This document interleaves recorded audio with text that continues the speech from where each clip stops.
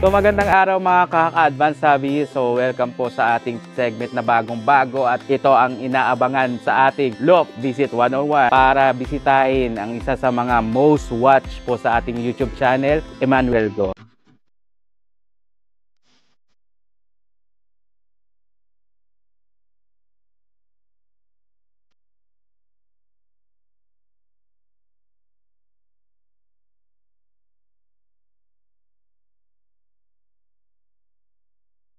Welcome po sa ating loft. Dito po tayo sa Royalties Loft.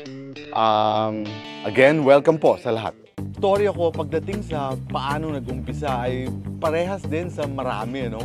Talagang ano to hilig natin mula pagkabata. In fact, nung maliit pa ako, naalala ko ang lola ko tuwing bumibili ng mga manok o kaya ng kalapate, tinatago ko yan Tapos kasi gusto kong alagaan, gano'n. Pag kinatay niya, umiiyak ako, yung mga gano'n. So talagang hilig mula umpisa, mula pagkabata.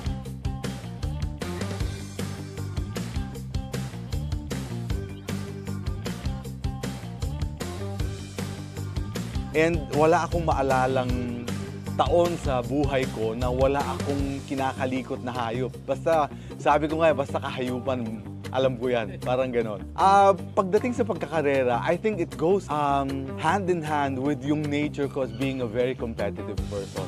In pigeon racing kasi, the fun and yung excitement never changes. Kahit matagal ka na nag-iibon, tuwing parating ang ibon, tuwing nananalo, pag may mga problema, pag may mga concerns, ganyan, hindi nagbabago yung saya at worry na naibibigay sa'yo, no?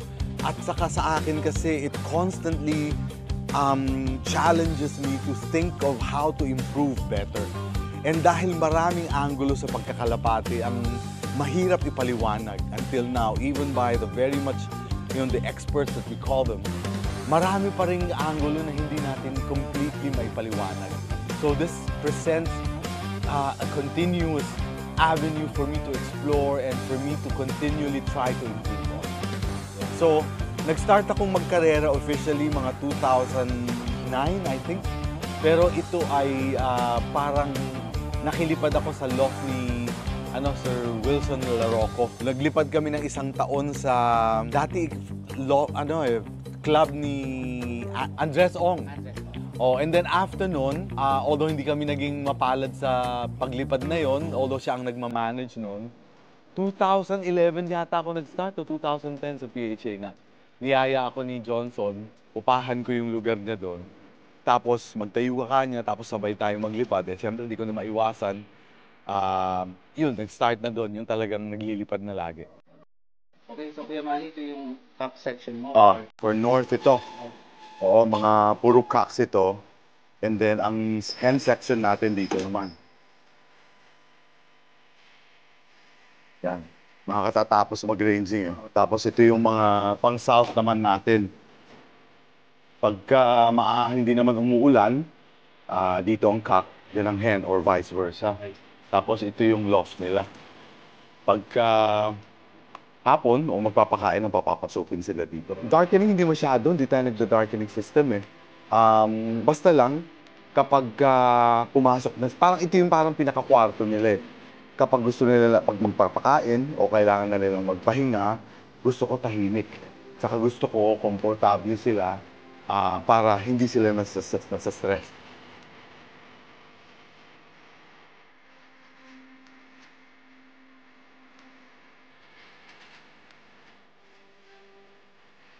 Not want a system or in other words a design in a loft where it becomes too complicated kasi para makuha mo yung reaction na gusto mo, kailangan madali din nilang maintindihan para kapag may ginawa ka, alam na nila kaagad kung ano yung gagawin. For example, pag oras ng pagkain, pag binuksan namin ito, makikita mo, lundagan na yung lahat kaagad sa loob. Tapos makikita mo, nakaabang na sila, alam na nila.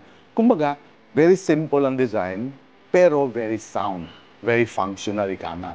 Tapos, pati sa ventilation system natin, inisip ko na paano kung halimbawa walang hangin, pero napakainit. Tulad, for example, pag peak ng summer. So, meron akong exhaust fan. Tapos, kung malakas naman ang hangin, para naman hindi naman sobra ang hangin, meron naman tayong open vent dito.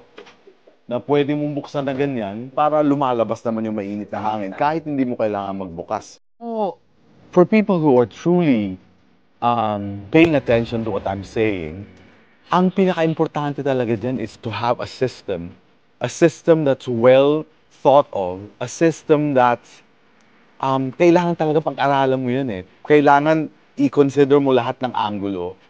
And at the end of the day, it is not just about having good birds, but it is about having a good system that works or system that constantly gives you improvement in what you do and in your achievement.